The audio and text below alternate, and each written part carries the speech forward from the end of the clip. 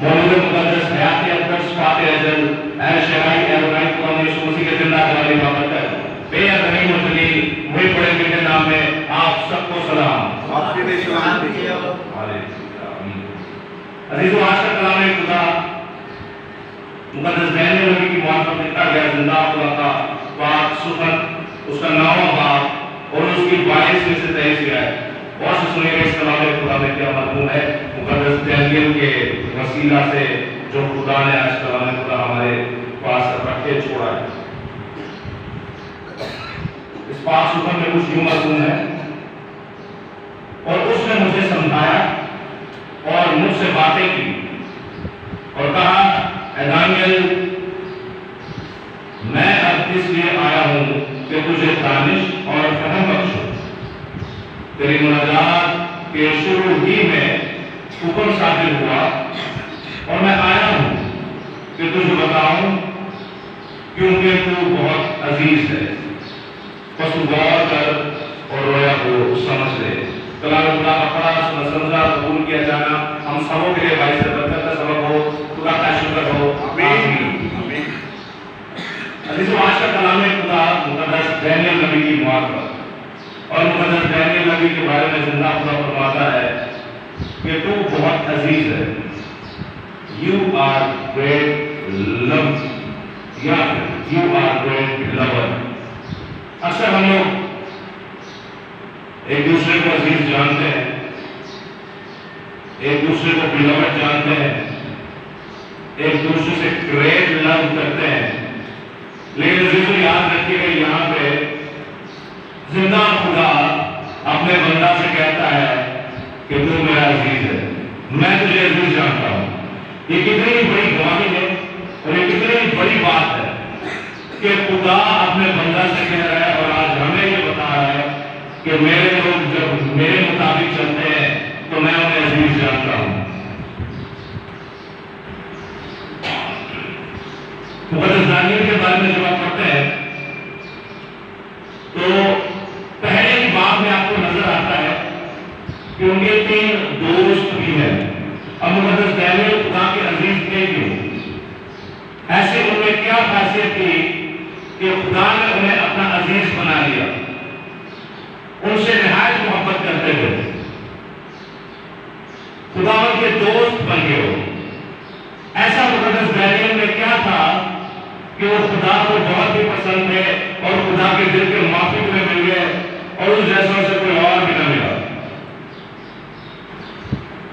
मुक़द्दस Daniel में ऐसा क्या था कि जिंदा खुदा आसमान से अपना फरिश्ता भेजता है और वो जाके इस बात को कन्फर्म करता है कि हाँ, तू मेरा अजीज है।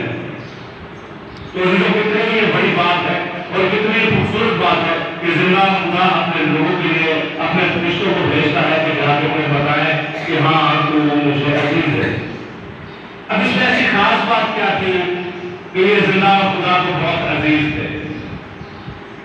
मुक़द्दस डैनियल नबी ऐसे सूरमा है जिंदा खुदा के कि जिसे आप खुदा की मालिक कह सकते हैं या जिसे आप यीशु मसीह की कॉपी कह सकते हैं, यीशु मसीह का साया कह सकते हैं, यीशु मसीह का अक्स कह सकते हैं, क्योंकि खुदा यीशु मसीह और मुक़द्दस डैनियल नबी इसका नाम ऐसे हस्ती गुजरे हैं जिनमें कोई गुनाह नहीं पाया जाता।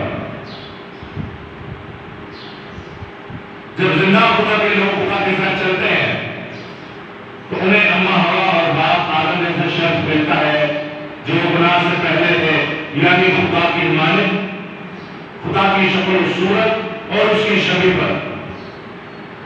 मुक़द्दस डैनियल को जब आप देखते हैं, ये ऐसा सूरमा है कि असीरी के अंदर है, गुलामी के अंदर है,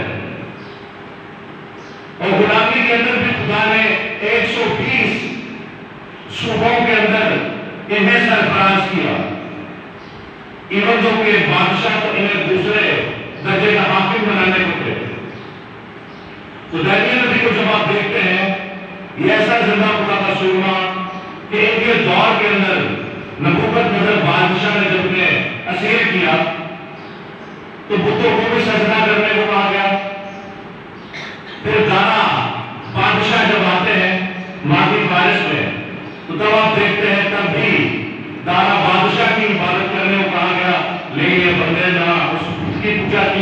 ना किसी और माबूद की पूजा की और ना ही किसी इंसान की पूजा की।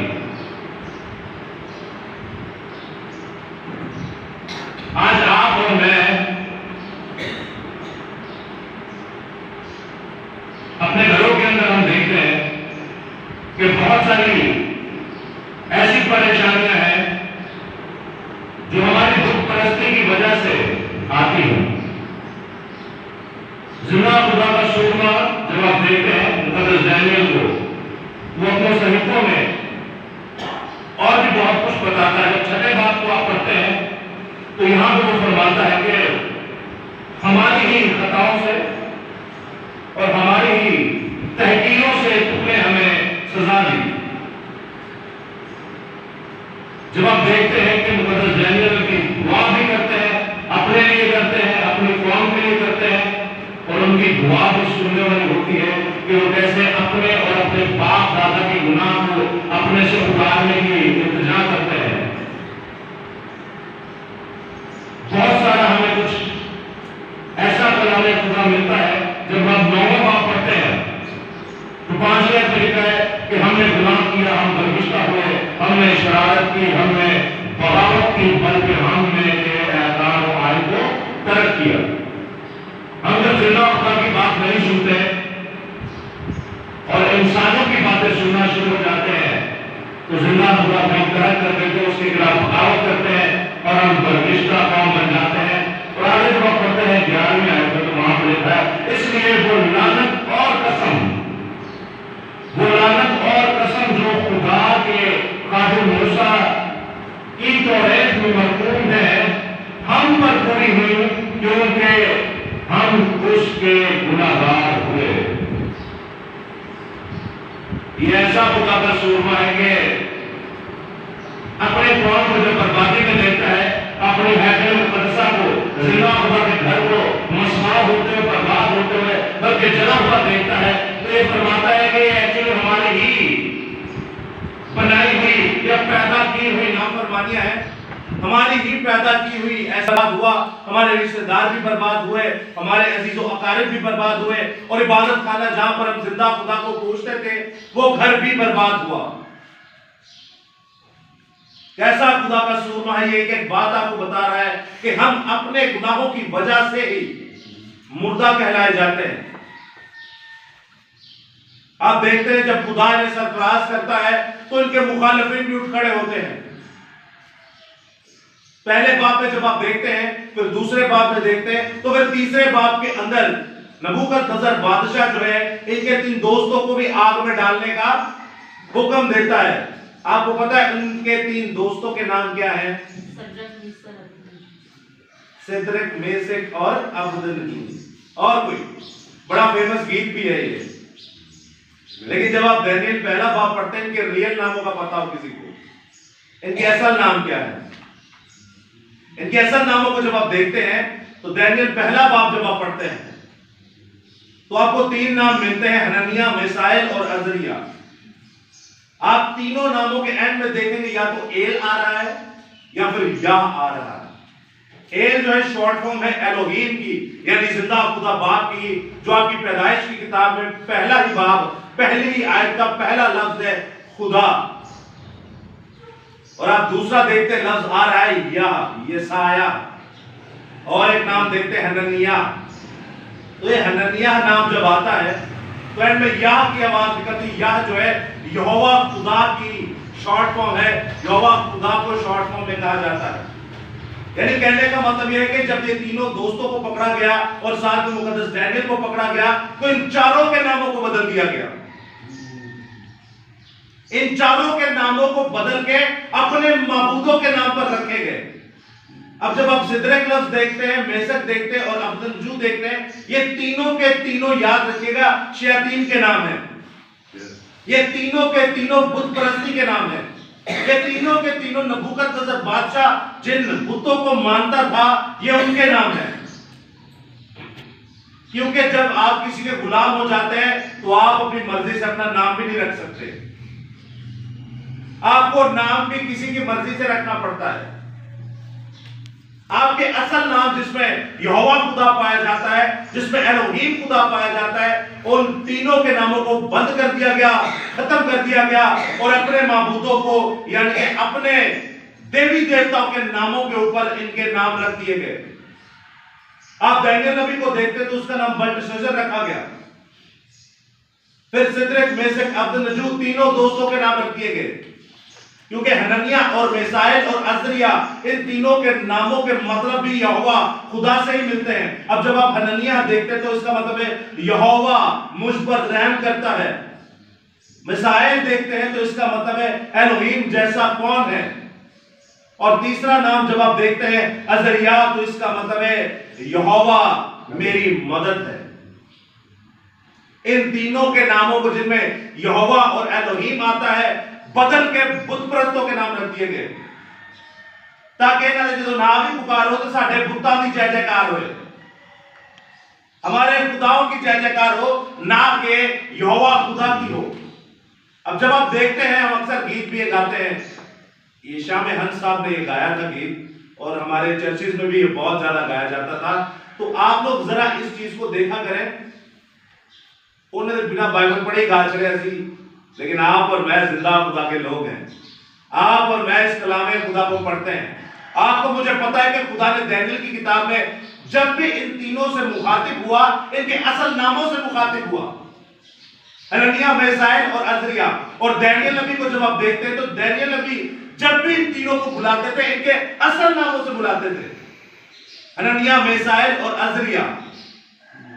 आज अफसोस की बात यह है कि हम गीत सुन के खुदा के कलाम को तर्क कर देते हैं और जिनके बारे में लिखा है कि गैर माबूदों के नाम तेरे मुंह से भी ना निकले, उनकी हम जय जयकार कर रहे होते हैं, हम दो सनाम कर रहे होते हैं। याद रखिएगा, कोई भी चीज हो आप उसको मेजरमेंट कीजिए इस कलाम खुदा के वसीला से। आपका मेजरिंग स्टिक्स जो है, आपकी जो सीखने की या फिर परखने की जो चीज है वो ये कलाम खुदा है। आप देखते हैं बाइबल मुकद्दस के अंदर इन तीनों दोस्तों को आग की भट्टी में डाला जाता है। क्यों? क्योंकि इनके खिलाफ एक ऐसी साजिश रची जाती है जो इनके ही साथ लोग होते हैं। आप जब कलाम खुदा को पढ़ेंगे, सीखेंगे तो कोई ना कोई ऐसा जरूर निकल आएगा जो आपके खिलाफ साजिश करेगा। आप अगर घर में पढ़ रहे हैं तो घर में कोई ना कोई ऐसा निकल आएगा। आप अगर इलाके में मुनादी कर रहे हैं तो इलाके में कोई ना कोई ऐसा निकल आएगा कि वो आपकी कोई ना कोई साजिश करे और आपको इस चीज से रोके। इसी तरह मुकद्दस दानियल और इन तीनों के दोस्तों से भी लोगों को बहुत ज्यादा तकलीफ थी। इनके खिलाफ भी लोग खड़े हुए और बादशाह को कहते हैं कि तेरी मूर्ति बनाई जाए और मूर्ति को फिर सिजदा भी किया जाए। बादशाह खुद भी ख्वाब देखता है और कहता है ठीक है जी, सोने का सर मैं हूं तो पूरी मूर्ति सोने की बनाई जाए। अब से सोने की मूर्ति को सिजदा किया जाएगा जब किरणों की आवाज हो, जब म्यूजिक बजे, जब हमदो सना के लिए, उनकी हमदो सना के लिए म्यूजिक बजे तो आप इस बुत के आगे झुकेंगे और साथ ही में आप मेरे माबूदों की इबादत भी करेंगे। अब ये तीन लोग, पूरी दुनिया के अंदर ये ऐलान होता है और नबूकदनेस्सर बादशाह बाबुल की हुकूमत पूरी दुनिया के अंदर थी। अब इन तीनों दोस्तों को भी बुलाया जाता है यहूदी फिरके में। आप देखते हैं कि सारे यहूदी जो असीर थे, जो खुदा को मानने वाली कौम बनी इसराइल थी, वो सारी उस बुत के आगे झुक जाती थी। उनके लोग जो गैर अक़वाम से है, जो वो खुद बुत परस्त है, वो तो ये काम करते ही थे। लेकिन अफसोस की बात है, हमारे यहूदी बहन भाई या फिर हमारे इस्राएली बहन भाई जो है वो भी उस बुत के आगे झुक जाते थे। लेकिन आप देखते हैं ये तीन लोग नहीं झुकते, तो इनको पकड़ लिया जाता है। अब बादशाह को पता है कि ये तीनों जो है ये दानियल के दोस्त है, तो एक और मौका देता है कि हो सकता है इनको सुनाई नहीं दिया गया हो, तो उनको बुलाकर कहता है कि भाई साहब ये ऐसा ऐसा मसला है, आपने सिजदा करना है। उसने कहा बादशाह सुन ले हमारी बात, है गुलाम की नस्ल है असीरी के अंदर, लेकिन आप उनका जज्बा देखिए। वो कहते हैं बादशाह हम तेरी मूर्ति को, हम तेरे बुत को, हम तेरे स्टैचू को सिजदा नहीं करेंगे। तो हमें आपकी भट्टी में डालेगा कोई बात नहीं, हमारा जिंदा खुदा हमें आग के भट्टे से बचाने की कुदरत रखता है, लेकिन पता है उससे आगे क्या कहा उन्होंने? अगर ना भी बचाए, असल चीज ये है दोस्तों, याद रखिएगा, हम जब बीमार होते हैं, हम जब मरने की हालत में होते हैं, तो हम खुदाम को कहते हैं, खादमीन को कहते हैं, कई लोग तो पता नहीं कहां चले जाते हैं, बापों के पास भी चले जाते हैं, मंदिरों पे भी चले जाते हैं। आप जब देखते हैं कि आपका खुदा आपको नहीं बचाता, आप मर जाते हैं या आपकी बीमारी ठीक नहीं होती, तो एक वक्त आता है आपका ईमान डोल जाता है। आप अक्सर ये कहते होंगे, खुदा मैं इतने साल तो दुआ कर रहा पर तो मेरी सुनता ही नहीं। ऐसा बहुत बार होता है कि हम कई अरसे से दुआएं करते हैं, मुनाजातें करते हैं, खुदा के आगे रोते गिड़गिड़ाते हैं, लेकिन आप सुने कि हमारी दुआ सुनी जाती है नहीं सुनी जाती, इसका तो तय्युन बाद में होता है, लेकिन हम ये कह देते हैं कि हमारी दुआ नहीं सुनेगी। लेकिन क्या कभी आपने इस कलामे खुदा को पढ़ा? ये छोटी सी आयत है, 2 लफ्ज है खाली, इन 2 लफ्जों में आपके मेरे लिए जिंदगी का मैसेज छुपा हुआ है। अगर आपके ऊपर मुसीबत आ भी जाए, हम तो भी खुदा के हैं, अगर मुसीबत नहीं आए तो भी खुदा के हैं। पौलुस रसूल कहते हैं, मैं जिंदा हूं तो मैं मसीह, और अगर मैं मर जाऊं तो मैं नफे में हूं। आई एम प्रॉफिटेबल मैन, मुझे नफा है, मैं बहुत ज्यादा फायदे के अंदर हूं अगर मैं मर जाऊं, और अगर मैं जिंदा हूं तो मैं मसीह में, मैं जिंदा भी फायदे में हूं। मुकद्दस अय्यूब साबिर को आप देखते हैं, इतनी मुसीबतें आई, लेकिन उसने खुदा के खिलाफ कोई भी बगावत नहीं की। एक ही दिन जिन्हें बेटे भी मार जाए, जिन्हें बेटियां भी मार जाए, और सारी शान शौकत ही खत्म हो जाए, तो वो क्या कर सकता है? इसी तरह ये मुकद्दस डैनियल के सूरमा है। मुकद्दस डैनियल के दोस्त कहते हैं, अगर हमें खुदा ना भी बचाए, समझ रहे हैं आप? पहले वो कह रहे हैं कि हमारा खुदा हमें आग की भट्टी में से निकालने की कुदरत रखता है, और अगर ना भी बचाए तो भी हम तेरी मूर्ति को सिजदा नहीं करेंगे, बल्कि जिंदा खुदा को सिजदा करेंगे। आप इसकी बारीकी को जान रहे हैं? आज बहुत सारे ऐसे काम हैं जो हमारे नहीं होते, हम परेशान हो जाते हैं, या फिर हम खुदा से शिकायत करना शुरू हो जाते हैं। तो वो तो आपको नया आता है, कहता है खुश रहो। मैं फिर से कहता हूं, खुश रहो।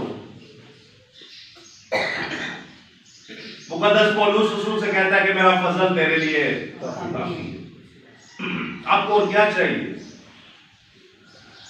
मैं आपको एक गारंटी से बात कहता हूं, ये पुराने अहदनामे से लेकर नया अहदनामा, पैदाइश से मुकाशफा तक आप पूरी बाइबल मुकद्दस पढ़ ले, कोई एक भी मुकद्दस मुझे बता दे जो पुराने या नए अहदनामे के अंदर जिन्हें क्या हुआ, मैं बीमार हूं तो मैंने शिफा मिल जाए। ये मैं आप लोगों को ओपन चैलेंज कर रहा हूं। आप बाइबल मुकद्दस पढ़िएगा पूरी, पैदाइश से मुकाशफा तक कोई एक नबी या रसूल के बारे में बताइएगा जो बीमार हो और खुदा से कहे खुदा मुझे शिफा दे दे। वो क्यों नहीं कहते मुझे शिफा दे? समझिएगा इन बातों को। आज बड़े बड़े इबादत होती हैं और दुआएं होती हैं, तो याद रखिएगा, आज से कई साल पहले हमारे गैर अक़वाम के बहन भाई हमें ताने मारते थे, और जदों कोई बड़ी इबादत होंदी होते दुआ नहीं कहा जाता कि बीमारा से दुआ की थी जाएगी, तो सारे मसीह बीमार ही हैं, सारे खड़े हो जाते हैं। क्या ये खुदा आपको इसको पढ़ने की तरजीह नहीं देता? जिसके अंदर ये कलामे खुदा है, उसके अंदर बीमारी का क्या लेना देना? और जिस्म में होते हुए बीमारी का आना जरूर है, जिस्म में होते हुए परेशानी का आना जरूर है, लेकिन अजीजों याद रखिएगा, एक तरफ वो है जो गुनहगार है, जो खुदा को नहीं जानता, उस पर भी मुसीबत आती है, और एक वो है जो जिंदा खुदा के साथ चलता है, उस पर भी मुसीबत आती है। इन दोनों में फर्क जानते हैं आप? जो खुदा को नहीं जानता उस पर मुसीबत आती है और वो मर जाता है, उसे पता नहीं मैंने बचना कैसे। और जो जिंदा खुदा के साथ चलते हैं, यीशु अल मसीहा खुद उनके साथ मुसीबत उठाता है और उन्हें उस मुसीबत से निकलने की कुदरत भी अता फरमाता है। हालेलुया। आप देखते हैं तीनों दोस्तों के ऊपर ऐसी मुसीबत आ गई, ऐसी नागहान आफत आ गई कि इन तीनों को आग की भट्टी में डालना था। जब बादशाह से कहते हैं कि अगर हम मर जाएं हम तो भी तेरी इस बुत को सिजदा नहीं करेंगे, और अगर ना मरे हम तब भी नहीं करेंगे, हम तेरे इस बुत को सिजदा कर ही नहीं सकते, क्योंकि हम यहोवा खुदा को मानते हैं, हम जिंदा खुदा को मानते हैं। उन्हें कहा अच्छा आपका टीमना तेरा 7 गुना और तेज कर दे, जिस भट्टी के अंदर डालना था उसकी आग को 7 गुना और तेज कर दे। अब वो भट्टी के ऊपर से आग आ रही थी, बाहर निकल रही थी आग। पहलवान बुलाए गए कि इनको उठा के बांध के हाथों पैरों से बांध के कहां फेंका जाए, इन्होंने पट्टी के अंदर फेंका जाए।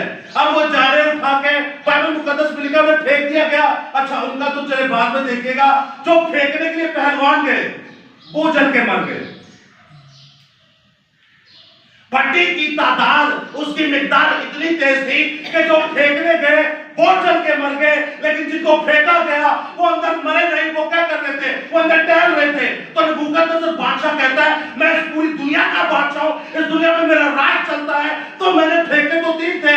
वजीर को बुलाते कहते भाई साहब देखिए जरा, फेंके तो 3 थे, ये 4 कैसे हो गए? तो याद रखिएगा यीशु मसीह आपको बताता है कि जब आप कलाम खुदा को पढ़ेंगे, आप कलाम खुदा को सीखेंगे, ये कलाम आपके अंदर होगा। अगर मुसीबत आए मैं तो भी तुम्हारे साथ, अगर मुसीबत ना आए तो तुम तब भी प्रॉफिटेबल हो।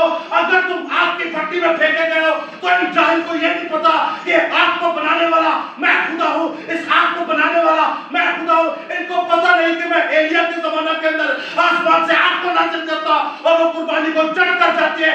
ये आग को बनाने वाला जिंदा खुदा, ये आग कुछ नहीं कर सकती, क्योंकि खुदा यीशु अल मसीहा हमारे खुदा का बेटा उस आग के अंदर मौजूद है। हालेलुया। यह है जिंदा खुदा की कुदरत। आग बनाने वाला आपके साथ आ जाएगा तो आग भी आपको कुछ नहीं कह सकती, सिर्फ किस वजह से कि आपके अंदर ये कलामे खुदा है। आपको पता है आज हम कहते हैं मसीहत सबसे बड़ा मजहब है, लेकिन मसीहत में बुत परस्ती होती है अजीजों, होती है कि नहीं? कभी गौर कीजिएगा, ऐसे सारे उठ ही आए। आप लोग मुकद्दसीन हैं जो उस परेशानी से निकल गए। मैं सख्त अल्फाज इस्तेमाल नहीं करना चाहता। आप लोग खुश नसीब हैं जो उस मुसीबत से निकल चुके हैं। तो आप पर मुझ पे ये फर्ज बनता है कि हम इस कलाम खुदा को पढ़ें। देखें वो बुत को सिजदा नहीं थे करते, वो मरना पसंद कर रहे हैं, वो अपनी जान देना पसंद कर रहे हैं। लेकिन हम पैसे लगा के पंजाब जाते हैं बुत को सिजदा करने, और कई बच्चे से साड़ियां वैसी लाशें ही आती हैं। ये कैसा खुदा है जो इंसानों के खून को मांगता है? हम तो जिसे जानते हैं क्या ही खून फरमाते हैं, मांगते हैं खून देखो दूसरे माबूद, मेरे रब ने पेश किया है अपना वजूद। वो किसी की कुर्बानी नहीं चाहता, वो किसी इंसान को मरते हुए देखना चाहता ही नहीं। ना वो आदम को मरते हुए देखना चाहता है, ना वो इसहाक को मरते हुए देखना चाहता है, ना वो बराबा को मरते हुए देखना चाहता है, और आखिर में सब के लिए अपनी जान देता है और मौत पर फातेह हो जाता है। आप देखते हैं बाइबल मुकद्दस के अंदर जब गुनाह होता है पहला, तो खुदा ने कह दिया कि अब ये किसकी मान रहे? शैतान इब्लीस की मान रहे, और अब गुनाह इनके अंदर आ चुका है तो गुनाह की मजदूरी तो मौत है।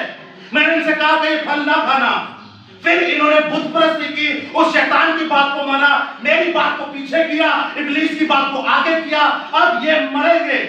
तो यीशु मसीह कहते हैं कि अब आप इन्हें ना मार, इतने खूबसूरती से, इतने प्यार से, इतनी मोहब्बत से तूने इस मिट्टी के लोथड़े को बनाया और इसके अंदर अपना दम फूंका, अपनी रूह को फूंका, और ये जीती जानवर इनको रहने दे, इनकी जगह पे कुर्बानी मैं दे दूंगा। अब जब देखते हैं वहां पर भी बकरा कुर्बान किया जाता है, और हम हवा और आदम दोनों को चमड़े के कुर्ते पहनाए जाते हैं, और जब बाहर आते हैं तो इसहाक को कुर्बान करना होता है, तो वहां पर भी खुदा कहता है कि अब्राहम अपनी छुरे को रोक ले, अपने हाथ को रोक ले, क्योंकि तेरा बेटा इसहाक नहीं मरेगा, मेरा बेटा जो असल से जिबा किया हुआ बन रहा है वो मरेगा। और जब आप देखते हैं नए अध्याय में बराबा को देखते हैं, तो बराबा दो लफ्जों से मिलकर बना, बन और अब्बा। बन कहते बेटे को, अब्बा कहते बाप को। तो यहाँ पर भी यीशु कहते हैं कि खुदावंद ये भी किसी के बाप का बेटा है, इसको भी छोड़ दे, इसकी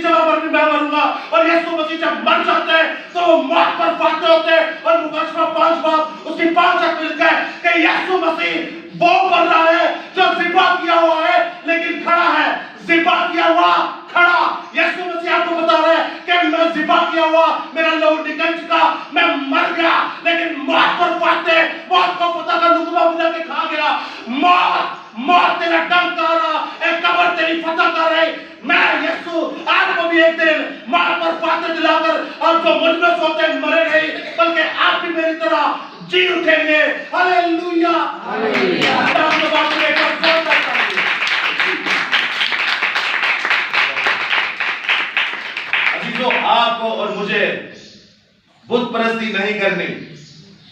आखिरी बात आपसे करने को हूं, मुकद्दस डैनियल को भी शेरों की मान में डाल दिया जाता है। आप जानते हैं वो अफ्रीका के शेर, दुनिया के सबसे खूंखार और बड़े शेर, वो जब डालते थे गार के अंदर, मांद के अंदर, तो वो नीचे जमीन पर लगने नहीं थे देते शेर। जिन्हों पाया जाती और की हाल करते थे, वो ऊपर ही फारिग कर देते थे। आप जब डैनियल की किताब पढ़ते तो आपको नजर आएगा 6ठे बाब में, वो ऊपर ही खा जाते हैं जिन्होंने उनके खिलाफ ये सारा मंसूबा बनाया। उनको, उनकी बीवियों को, उनके बच्चों को, सबको मान में डाला जाता। तो बाइबल में लिखा है तय तक आते आते शेरों ने उनकी सबकी हड्डियां तोड़ के उन्हें चट कर दिया। एक तो भूखे, वो तो एक शेर नहीं सुनता, बहुत सारे शेर होते थे। कितने शेर होते थे? बहुत सारे शेर होते थे। लेकिन याद रखिए, वो भी बुतों के आगे नहीं पूजा करता। मुकद्दस डैनियल नबी क्या है? बुतों के आगे पूजा नहीं करता। उन्हें क्या मारता है जब मरे मैं ते जाऊंगा अपनी खिड़की के विच जेडी यरूशलेम को खोल दिए दिन च 3 बार इबादत करांगा। आमीन।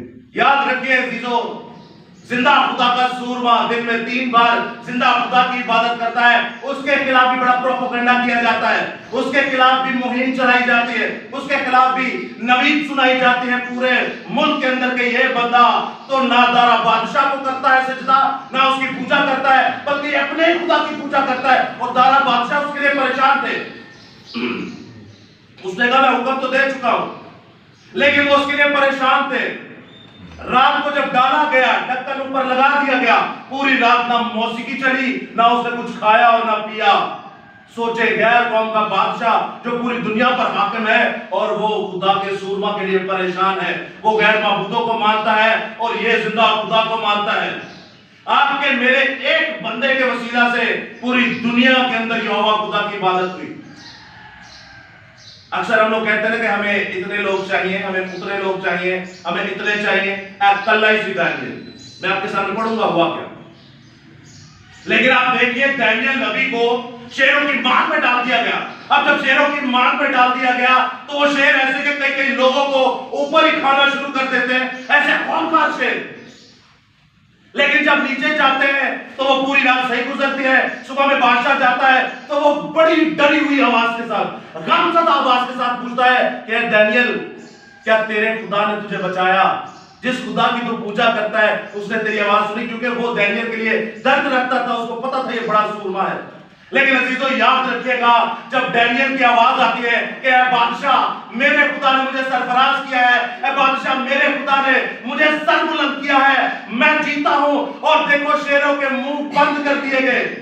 आज आपकी भी जिंदगी में बहुत सारी मुसीबतों के मुंह बंद हो सकते हैं, बहुत सारी लानतों के मुंह बंद हो सकते हैं, बहुत सारी परेशानियों के मुंह बंद हो सकते हैं, बहुत सारी नाफरमानियों के मुंह बंद हो सकते हैं, बहुत सारी ज़िल्लतों के मुंह बंद हो सकते हैं, बहुत सारे कर्जे के मुंह बंद हो सकते हैं, बहुत सारी बीमारियों के मुंह बंद हो सकते हैं, बहुत सारी कमजोरियों के मुंह बंद हो सकते हैं, अगर ये कलाम खुदा आपके जिस्मों में उतर जाए तो।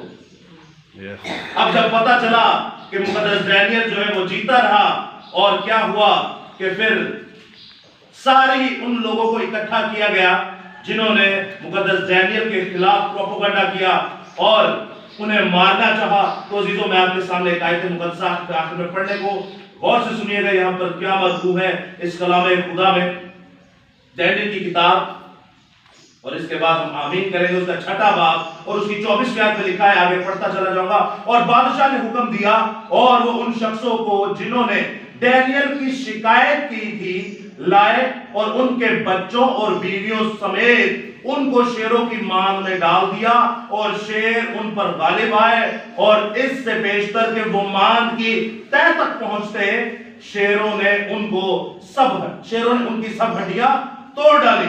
तब दारा बादशाह ने सब लोगों और कौमतों और अहले लुगत जो रुए जमीन पर बसते हैं, यानी कि तमाम दुनिया को कहा तुम्हारी सलामती अफजून हो। मैं ये फरमान जारी करता हूं कि मेरी मुमलिकत के हर एक सूबा के लोग दानियल के खुदा के हुजूर तरसान और लरजान हो। किसके खुदा के? दानियल के खुदा के। उन्हें आपने नहीं किया, हाकिम बादशाह है, एक दानियल की वजह से पूरे दुनिया के अंदर जिंदा खुदा की पूजा होती है। आगे लिखा है क्योंकि वही जिंदा खुदा है। गैर कौम का बादशाह क्या कह रहा है? यहोवा ही जिंदा खुदा है और हमेशा कायम है और उसकी सल्तनत लाजवाल है और उसके मुमलिकत अब्बद तक रहेगी। वही छुड़ाता और बचाता है और आसमान और जमीन में वही निशान और अजायब दिखाता है। उसी ने दानियल को शेरों के पंजों से छुड़ा दिया। हालेलुया। समझ जाता खुदा बाप के लिए, यीशु मसीह के लिए, खुदा के पाप के लिए, खुदा के पाप के लिए और अपने लिए एक